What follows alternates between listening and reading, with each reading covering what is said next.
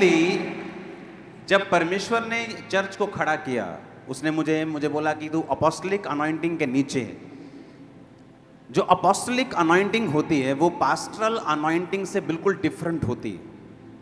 एक apostle church चला सकता है, चर्च रन कर सकता है, मिनिस्ट्रीज रन कर सकता है, लेकिन उसकी जो मेन कॉलिंग होती है वो क्राइस्ट की बॉडी को, जीसस क्राइस्ट की चर्च को ओवरऑल उनको एक मैसेज देना, उनके लिए एक पैटर्न सेट करना और उनके लिए एक लहर सेट करना, ये अपोस्टलिक अनॉइंटिंग का काम होता है। आमीन। जो भी चीजें आज मैं आपको यहां पे बता रहा हूं, कईयों को आज समझ नहीं आएंगी, पर कल आएंगी, परसों आ जाएंगी, लेकिन आएंगी जरूर। मेक श्योर, सुनो मेरी बात। पहला तीमुथियुस 5 उसके 23 आयत में लिखा, अपनी स्क्रीन पे देखेंगे। ये पौलुस है। कौन है और कौन था पौलुस?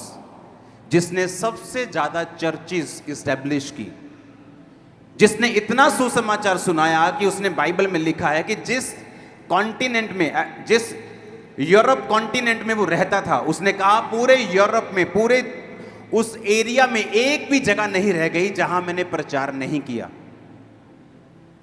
कलीसियाओं को पत्रियां जो लिखी गई पौलुस के द्वारा, उसने पैटर्न सेट किए कलीसियाओं के। मेरी बात समझ रहे कि नहीं? उसने प्रभु भोज के बारे में बात की, उसने कैरेक्टर के बारे में बात की, उसने एक पास्टर का कैरेक्टर क्या होना चाहिए, अगर पास्टर गिरा हुआ है तो उसे सेवा किस लेवल तक फिर वो नहीं जा सकता, कौन सी पदवी उसे कभी नहीं दी जा सकती अगर वो एक बार भी गिर चुका है। पौलुस ने हर एक चीज बाइबल में लिखी। उसने ये भी कहा कि अगर तुम नहीं मानो तो ना मानो, पर जो तुम्हें मैं कह रहा हूं ये परमेश्वर की आज्ञाएं हैं। आमीन। उसने मैरिज का पैटर्न सेट किया, उसने कलीसिया में प्रभु भोज किस तरह से लेना है उसका पैटर्न सेट किया। वो एक अपोस्टलिक अनॉइंटिंग के नीचे था, जो सिर्फ कलीसिया को प्रचार नहीं करता था, बल्कि जो ओवरऑल दुनिया की कलीसियाएं थी उनके वो पैटर्न को सेट करता था, उनकी डॉक्ट्रिन को सेट करता था और कमियों को खत्म करता था। मेरा स्पिरिचुअल सन मेरे पास आया एक दिन और मैंने उससे कहा, तेरा वेट बढ़ रहा है, तू जिम जाया कर।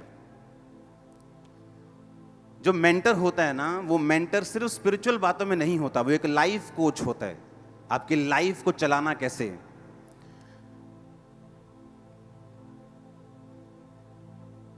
और कई बार जब एक प्रेरित बात करता है, उसकी बात लोग तब नहीं समझते, लेकिन बाद में समझते हैं। मैंने उसे बोला तू अपना वेट कम कर। ठीक है जी। मैंने कहा मैंने एक हेल्थ सेमिनार कराया था ना चर्च में 2 साल 3 साल पहले, हाँ उसको फॉलो करना है। ठीक है जी। कह के चला गया, फॉलो नहीं किया। एक दिन फोन आया, हार्ट ब्लॉक हो चुका है,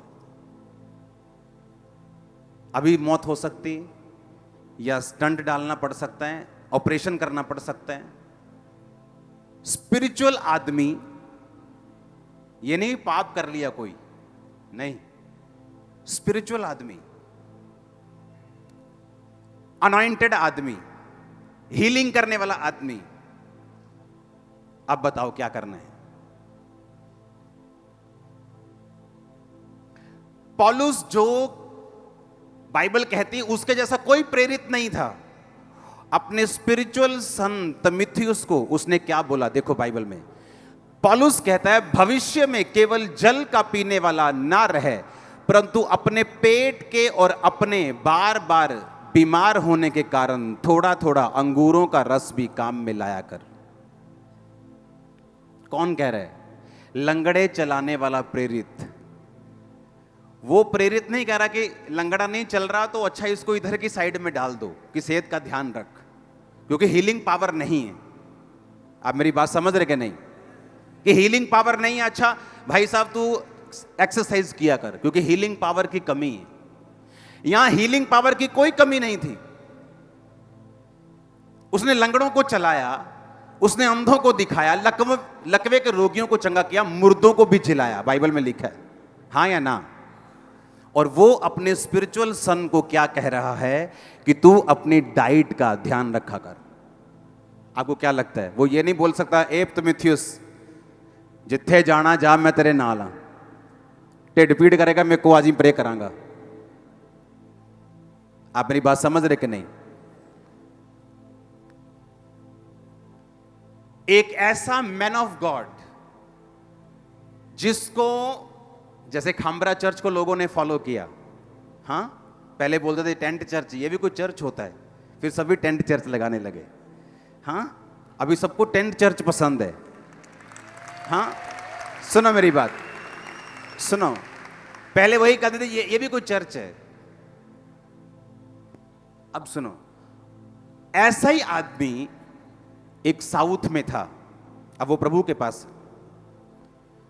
जब उसने मिनिस्ट्री को स्टार्ट किया, आज की गिनती में, आज की डेट में अगर साउथ में 100 अनॉइंटेड पास्टर हैं, जबकि है हजारों में, मैं वैसे बात कर रहा हूं, तो उनमें से 90 पास्टर्स उस व्यक्ति से प्रभावित हैं। सुनो मेरी बात, उस व्यक्ति से जो अनॉइंटेड मैन ऑफ गॉड था, लेकिन उसने एक मिस्टेक की। जब उसने एक मिस्टेक की, अपने शरीर का ध्यान नहीं रखा और बीमार रहा, और जब भी अब वो पास्टर्स को, सन्स को, डॉटर्स को अपने पास बुलाता था, वो ये कहता था कि जो विजन प्रभु ने तुम्हें दिया है, आत्मा ने दिया है, अगर तुम्हारा शरीर नहीं होगा तो तुम उस दर्शन को लेके कैसे जाओगे? अगर प्रभु ने मुझे कहा कि आप मुझे उठ के वो पीछे जाना है और उस भाई पे ले हैंड करना है, अगर मैं चल नहीं पाऊंगा तो क्या ले हैंड हो जाएगा? अगर परमेश्वर मुझे कहता सुबह चंडीगढ़ जाना और प्रीच करना है, अगर मुझे में चलने की ताकत नहीं है, जो विजन आत्मिक परमेश्वर ने मुझे दिया है वो पूरा कैसे होगा? Anointed man of God pastors को पास बुला के पता क्या कहता है? कहता जो गलती मैंने की है तुम वो गलती मत करना। बाइबल कहती है, यीशु मसीह ने कहा तुम्हारा शरीर मेरा रहने का घर है, ये घर है मेरा, होम है मेरा, इसका ध्यान रख।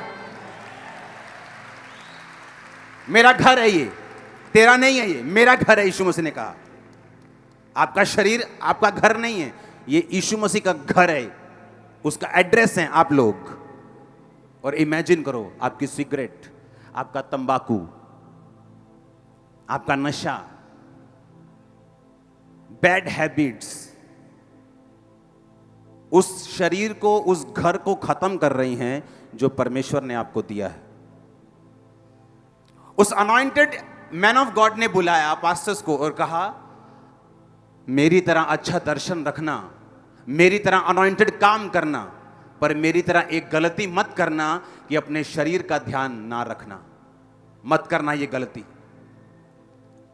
मैंने ये गलती की है लेकिन मैं इसे सुधार नहीं सकता, मेरी जो कंडीशन है वो आउट ऑफ कंट्रोल हो चुकी है, लेकिन तुम अपना ध्यान रखना।